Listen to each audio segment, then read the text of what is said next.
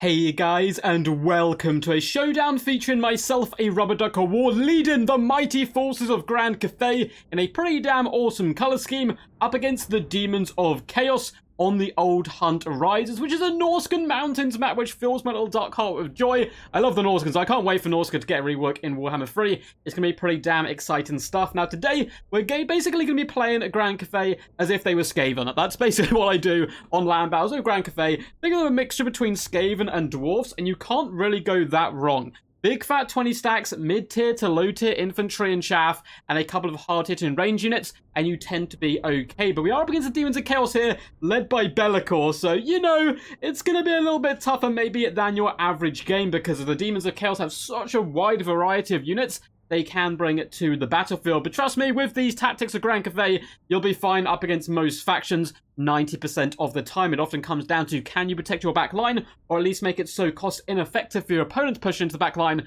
that it isn't really worth it for them. But very excited to delve into this one. Should be some good fun. Let's hop in here and check out the armies. Let's pop this in to slow motion at the moment as the battle is going to get underway rather swiftly. For our forces, we've gone for a fat, juicy onion build, as you'd expect from Grand Cathay, and that is a load of Jade Warriors dotted through the front. I even had so much funds left over, I was just chevrioning up random units. So a load of Jade Warriors in the front, Peasant Longspearmen and triple gold chevroned, in fact, in the back, as well as guarding the flanks. In the central pocket, we have more Jade Warrior halberds mixed in with some basic Jade Warriors, couple units of Peasant Archers, as well as a couple units of Jade Warrior crossbowmen just behind them. For our punch, we do have a Grand Cannon, which sounds so freaking awesome when it shoots. And the rather lovely, this color scheme's so dope, man. The Crane Gunners in the back, which are basically our Warlock Jezzails. So think of these guys as Warlock Jezzails and our Grand Cannon as our Dwarf Cannon, and you can pretty much see where this build is going. Now, it really wouldn't be a kind of Skaven-themed build if I didn't bring a Dragon-Blooded Lord, who's doing a rather awesome job there of crossing our arms, and bringing in at least one summon, which is going to come in the form of the Ancestral Warriors. We can use a summon twice over the course of battle. It's rather expensive with 16 winds of magic, but boy, oh boy, is it worth it. We also have Talons of the Night. Couple units of cavalry, just lurking in the trees and hiding around, up to no good in general, looking to protect my backline where physically possible. Now for my opponent, he's gone for a cheeky bit of a vanguard. I like this play quite a bit here. Coming in with double Seekers of Slaanesh, going to be fantastic at harassing and hounding my back line. Some Furies up in the skies again, going to be used to hound and harass where possible. And the front line is made up with Nurglings on the flanks and Blue Horrors of Tzeentch in the middle. Blue Horrors are an absolute horror of my dreams. They're so powerful, they're so nasty. They're basically like Dwarf Miners, the fact they have all these plasma charges they throw at you, but also pretty decent melee combatants.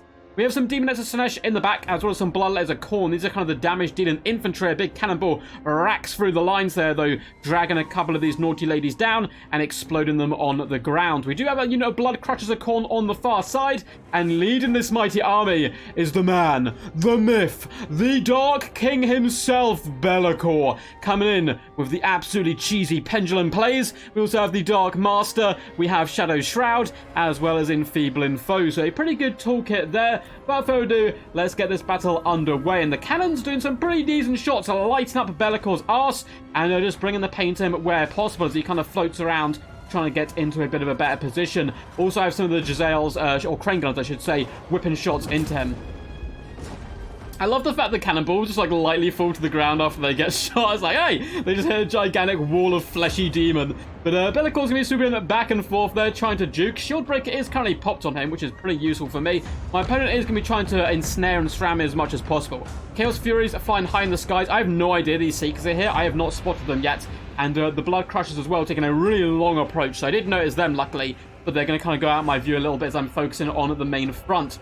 Now at this moment, Be'lakor is hidden behind the trees, so the Crane Gunners do need to be repositioned. And we're actually going to start focus firing down onto the Bloodletters, realizing this is one of those units which has so much damage output. I kind of want to get them off the field as quickly as possible. The Grand Cannon's looping shots up and over through the trees. Nice juking by my opponent there. Be'lakor not taking too much damage on the approach, and just as I say that, he does take a cannonball to the chest, but he takes it like a champion. Furies are going to bomb rush down now, jumping on top of the Crane Gunners. We have a load to support this, though. They spring the trap of the Peasant Horsemen, who are riding now, right for ruin and the Dragon Emperor. And they charge in onto the Furies, doing some decent work, and we have Long Spearmen on the approach. Big Fat Pendulum comes in from my opponent. Looks like he's a bit greedy, trying to go for multiple units.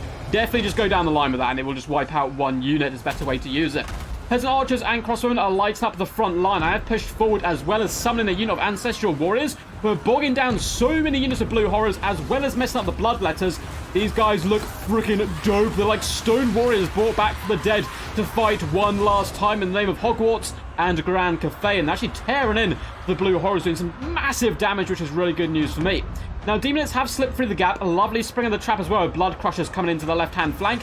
And in come the Seekers, just surrounding and dragging down my Great Cannon crew, hopping on top of Crane Gunners and really making a mess of my back line. We do have Peasant Longspearmen back here, though, to at least make it not very cost-effective for my opponent. But the Crane Gunners getting shut down. The Peasant Horsemen are terrified. The Dragon-Blooded Lord is going to just speedy run into the Seekers Slash and attempt to drag them down. Bellicor is running for his life now as Jade Warrior Crossbowman with that Ying bonus. So rapid fire, bring it down, bring it down, bring it down. But no, it's going to land and do some pretty big damage there. You got to just keep firing. That's the rule of thumb, I feel, for Cathay.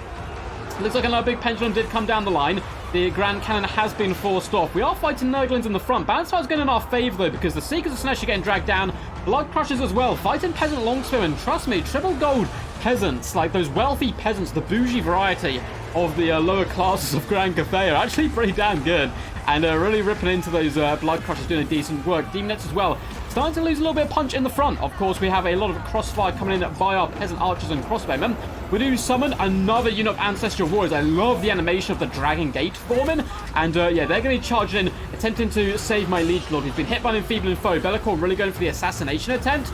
But these Ancestral Warriors are going to be dragging him down. Mighty Halberds pulling out chunks of demonic flesh and bone as he retreats back in a swaggering style. But it is looking pretty good for me. Armor losses might even kick in pretty soon. Blue Horrors are going down. There's only a few Nurglings left fighting. I managed to secure the upper echelons of this battlefield, and now I can really align the Crane Gunners to safety, as well as these Jade Warrior Crossbowmen, just to focus down Bellicor, who he himself was starting to disappear. And my opponent throws in the towel. The Dragon-Blooded Lord, she is maybe slightly bowed and bent there, but she is not broken. She now shall never give in to the forces of chaos. Well played to my opponent with a pretty fun Bellicor-themed build. But what can men do against the 20 stack of Grand Cathay? It is incredibly scary. And if you saw my one build Battle Royale tournament, you'll notice multiple people play this style of play in land battles with some fantastic success. It is very reminiscent of defensive Skaven and DAWI builds, kind of like a combination of the two, actually, with some pros, but also lacking obviously some of the I guess, durability of the dwarves and cheapness of Skavens. There's a bit of, give and take here and there. I'm not saying Grand Cathay are better than dwarves or Skaven. In fact, they're probably worse right now because they, of course, have less DLCs and so on. But we'll have to wait and see how that does fare when we got all the other factions into the game. Once again, well played to my opponent. Hope you guys enjoyed this one. If you did, make sure to subscribe and leave a thumbs up and comment down below. Not only will a duckling be born with your name, apparently that is the rumor which happens if you subscribe to this channel. You'll also be making me a very happy duckling and helping support the channel. There's a load of links down below to Twitch, Patreon, Discord, and all that good standard stuff. Done a couple of Twitch streams recently in this last week, actually, which were good fun. So hopefully I'm going to be doing some more a little bit later on. As for the mighty Dragon-Blooded Lord, only 26 gold value, doesn't matter. Here for the summons, here for the buffs, here for the damage spells, and we only really used the Ancestral Warrior summons, which were quite expensive, but did a good job for sure. The Crane Gunners got jumped, absolutely slaughtered instantly. 220 and 320 gold value is not much whatsoever. Likewise, the Grand Cannon, only 700 gold value. When you consider this build is designed to kind of protect these units and allow them to bring the pain to the enemy, you would think they'd get more value, but honestly, with a 20 stack of Grand Cathay like this, it's just about the spread of damage.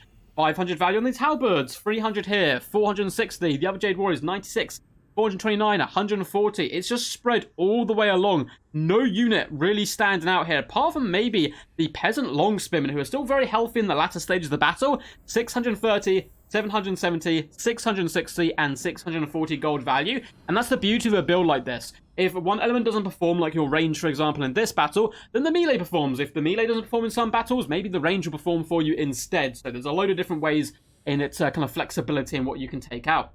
Bellicor, 90 kills, 1.2k gold value. The pendulums were a good idea to catch multiple units, but you just use them to assassinate one unit after another. And this is a real juicy opportunity.